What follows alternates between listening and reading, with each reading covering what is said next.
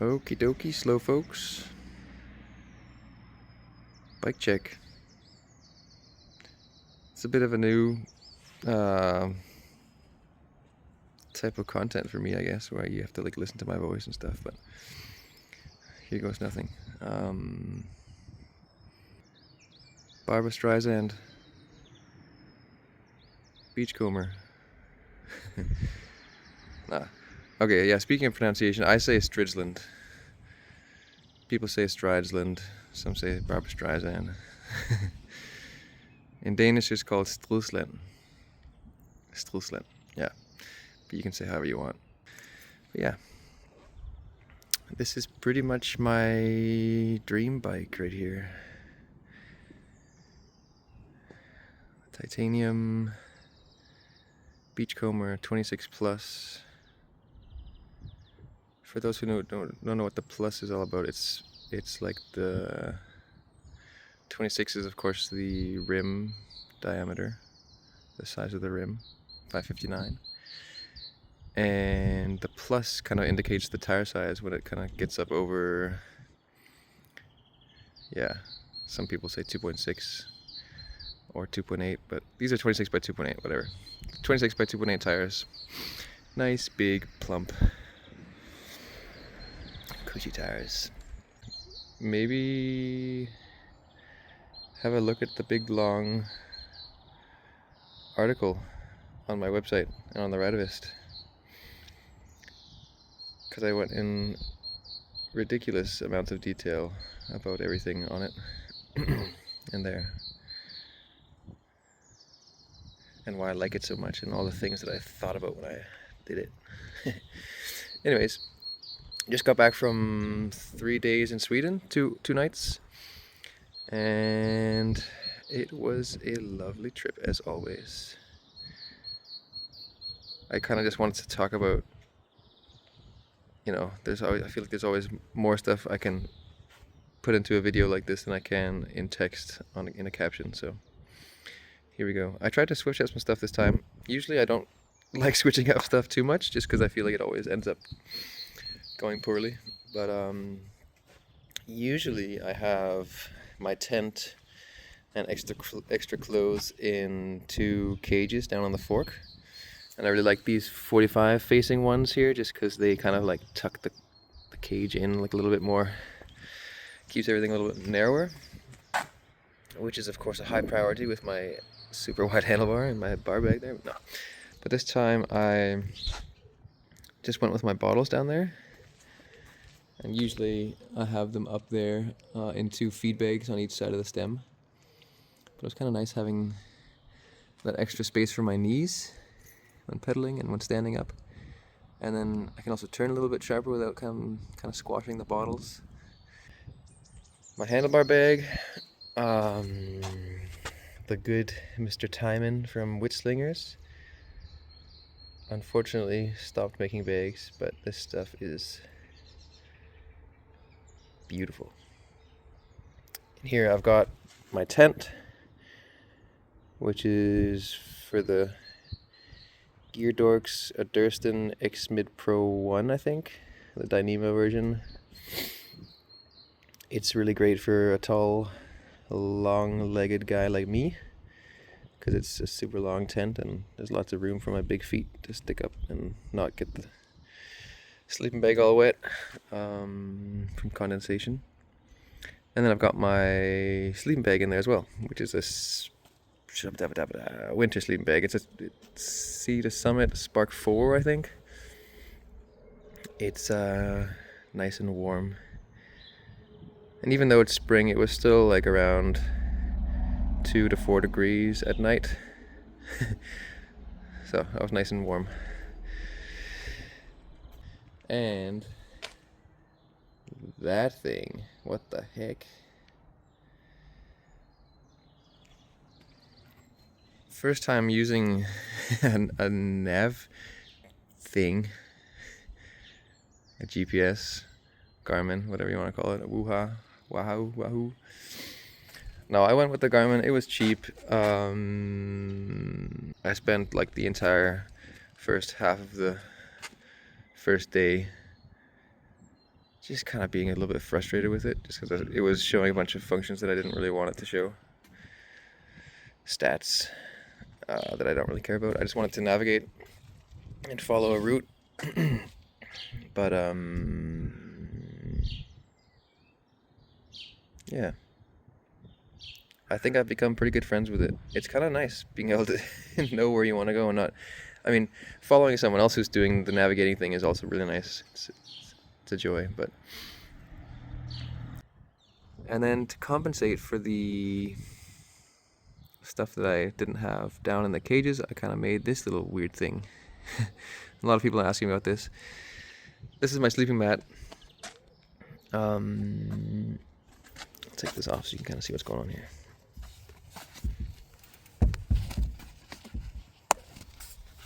So, shout out to Fauna Components from Vancouver, which is pretty sweet. It's my hometown. Really cute little stainless steel cages. I kind of removed like the little L-shaped foot thing, and then I used this big chunky Pelago rack bracket and straightened it out, bent it back, made it kind of fit somewhat. And then these stainless steel fender stays from this mudguard brand that I usually like, called Kirana. And these little P-clips, just little like plastic ones, are also from Kirana, the mudguard company. And it held up really well. I was kind of... Actually, I wasn't even in doubt. It was just like, it's pretty solid. Like, everything's stiff. I don't know if you can see that, but and yeah, I was really happy with it. I had actually just like at one point that bolt came loose, but it's just because I used like a slightly too short bolt. So the nylock of that nut wasn't really engaging. So I just tightened it up a little extra on the trail. The alternative was putting these little cages down here. But for the trail that we just rode in Sweden, it's called Skåneleden, which is a hiking trail that kind of like goes all across the southern part of Sweden. There's just so many rocks and boulders and kind of like narrow little spots you have to get through. Lots of roots and stuff that can kill your derailleur. I feel like, yeah, those are fresh scratches. Some of them are, at least. But having a cage down there would kind of been, yeah, an easy snag for a lot of those things sticking out on the trail. So having a pretty narrow profile, like down by the bottom of the bike, that's just only your pedals. But the cages are up high, or the water bottle cages are up high, and then there's nothing on the back that can kind of like get in the way. That worked really well. I was happy with this. This is kind of like my winter setup, and I mean, I didn't have any spare change of clothes, so I kind of just like raw dogged it in that sense. But I had my rain jacket and a down puffy jacket and a big sleeping bag and a winter sleeping mat and my tent, which we ended up not using, but anyways. And then I've got food. Oh, I also had a fanny pack, which had like extra food and my tools. Boppity boopity. Velo City Duali rims. Is that how you say it? No, I'm just kidding. Velocity from the USA. Velocity dualies. Those things are beautiful. 45mm wide external. Oh, don't mind the dent. Actually, mind the dent. It's always kind of fun seeing a dented rim. That's honestly the only way I puncture is like pinch flats. Oh boy. WTB Ranger tires. These are kind of basically the only option. I considered doing my own tires for a while, but I just kind of feel like I don't even know what I would change because these are just so good. They're really nice and light, and the tread is like pretty sweet. It's it's a mountain bike tread, but it's like more of like a cross country, almost a gravelly kind of tread. Pretty low knobs. Yeah, super light tire. It rolls really well. And then just the whole concept of having a small outer diameter, making it not super heavy to spin up. It's like really quick and nimble, but then still having all the volume and all the cush and suppleness of a plus tire. Yeah. Sun hub and my little Shimano plug down there, which is a bit of a weird one. I don't know if you can see that. You have to like jam a little piece of credit card in there to make it work instead of those silly Sun spade plugs. My warranty voided Supernova E3 Pro Lite, and I say warranty voided because I split a blue one and a pink one apart and screwed them together again, and apparently if you break the seal then it's not covered anymore. And then I drilled a hole in my fork right there. Arguably not the best place to do it, but I've been doing it for a long time and it's been holding up fine, so I'm happy. And then the other one down there, kind of hard to see. Oh, sorry. Gross. Focus. There you go. What else? Hope Tech 4s. These are the big ones. I'm not sure if they're V or E. Oh, there it says the E4 there. So just slightly bigger pistons. And those pretty rotors with the tiny little holes are from a German brand called BrakeSTUFF. Where's the brand name? There it is, BrakeSTUFF. I don't know. Performance-wise, I think it's just like a rotor, right? But they just look really cool.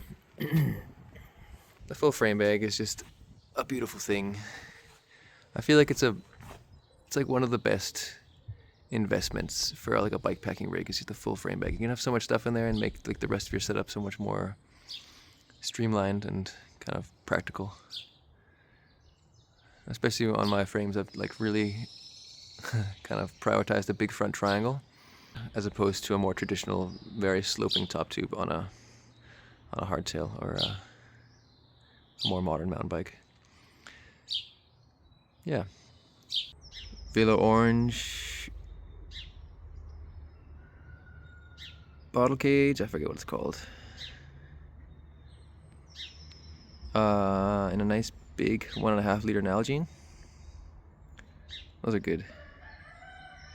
I think for a summer setup, I would go with 2 of those. I'd run 2 of those on each side of the chain stays, or sorry, the seat stays. I think that would be pretty sweet. But then again, I'm not sure what I would put down there.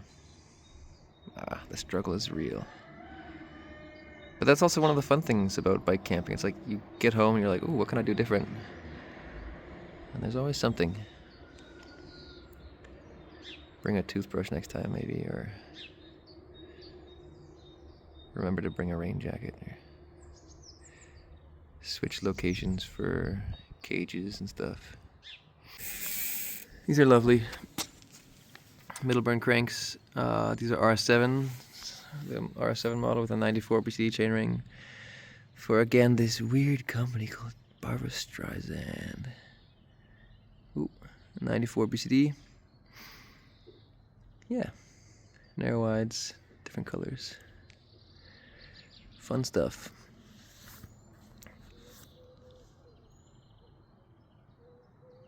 Zoop. I run 11 speed. I don't know. I feel like the 12 speed stuff is just massive. At least the derailleurs are, especially on a 26-inch wheel. It kind of looks out of proportion for me.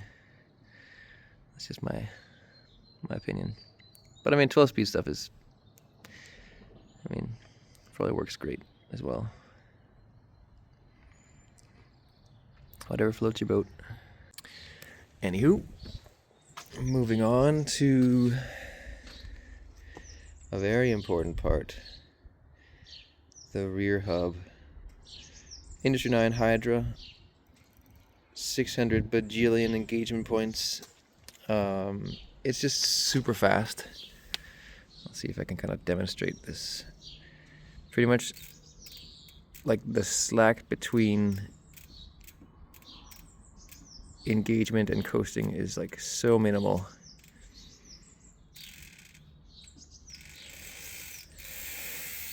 And it's just kind of, it's really nice for kind of technical riding. I've probably just become very accustomed to it and really like it. Let's talk about my rear light here. Also a Supernova. E3 tail seat post edition. Usually it comes with this kind of clamp that you rubber band around your seat post or seat tube. But I've got this super ultra cute little barrel nut that kind of like replaces the standard Salsa one, made by August Bicycles in the UK. It's just kind of nice, a nice, neat little way to hang the rear light there. And then I've drilled my hole, the warranty void again,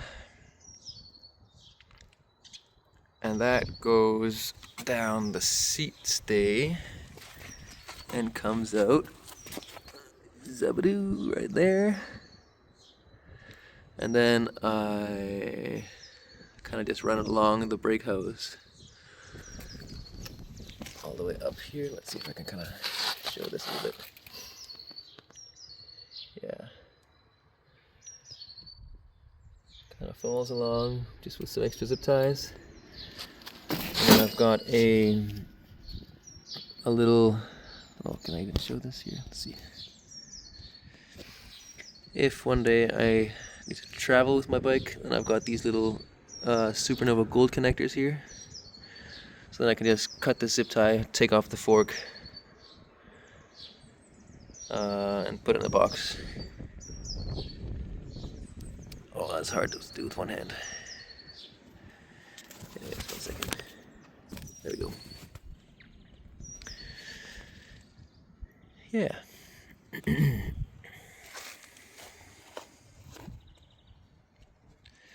Very important. Drop routing. Oh boy. What else? STRIDSLAND Anchor bar. A little fun note about my logo, that's like a dot peen style. It's often used for like more industrial sort of serial numbers on big machinery and stuff. It's just like a little pneumatic punch that like pokes a bunch of holes. And it'll go super fast, like brrr, and it'll make it like a serial number. So this is kind of the same style. But the dots are just super closely spaced, which I kind of like. It's kind of rough. And there's like a little bit of texture to it and stuff too. Just the BMX stem. Oh yeah, and my new headset. I've been doing a 1-inch threadless headset for my barnacle forks for a while. Just because I hate threadless. Sorry, I hate threaded. I do like threadless.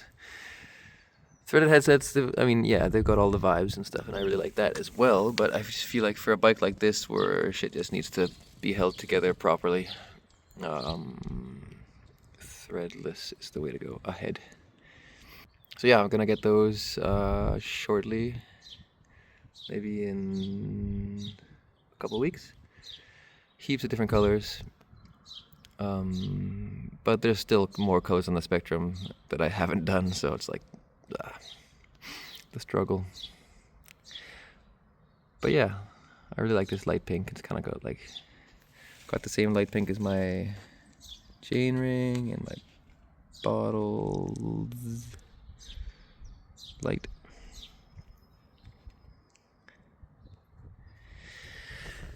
Anyways, was that it? I think that's pretty much everything. Oh yeah, dropper post.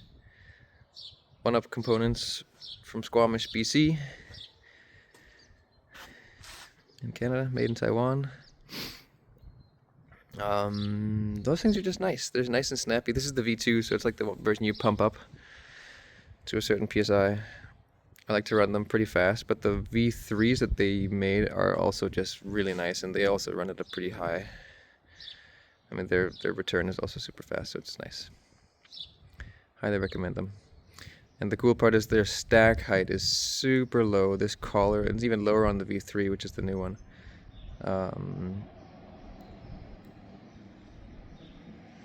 It's just nice to be able to, especially on a tall frame like this, it's nice to be able to get the most out of your dropper. So when you drop the saddle, it's like as low as possible. But you can imagine if the collar height was double that, which they are on a lot of cheaper droppers, then your saddle won't be able to get as low. And you can't run as high a travel. That's especially kind of important on the titanium frames where the diameter of the C-tube is 31.6, where OneUp actually offers these different lengths, but for steel frames, the 27.2 version is max 120 travel anyways. But that's, I mean, for people that aren't as weird long-legged as I am, then that's fine for a lot of folks. Flight for the vibes. I mean, it's a brick. It's not the most comfortable thing. I mean, I feel like any saddle is like uncomfortable in the beginning, and I've just used these a lot, so I've gotten used to them. But yeah, just did 3 days on it. I do a lot of my longer rides on them as well. It's fine. I don't wear any like bibs or padded shorts or anything. Just kind of regular boxers and pants. Foam lock-on grips. These ones say on one on there because they're the OGs. No, but these are pretty much the same as the SRAM lock-on foam contour grips. I really like them. These ones are pretty worn in, and almost kind of getting a little bit too slippery. But they look a little bit more new, spongy when you get them from new, and they're just nice for sweaty hands. And they're not super big in the diameter either, so I kind of like a relatively small bar just for when stuff gets really chunky and you really need to have a good feeling of grip and being able to hold on. I feel like the ESI chunkies or the other bigger diameter grips are just like a little bit, I mean, they might become more comfortable, but they're also just, I don't know. I don't feel like I can hold on as well when the trail gets really rough.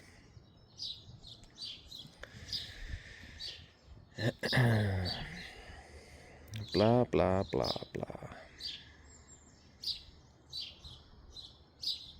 Bikes are great.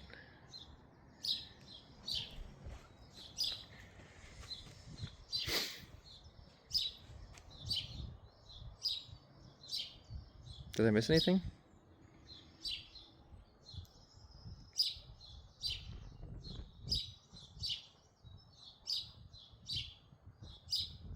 I think that's it. Okay, bye.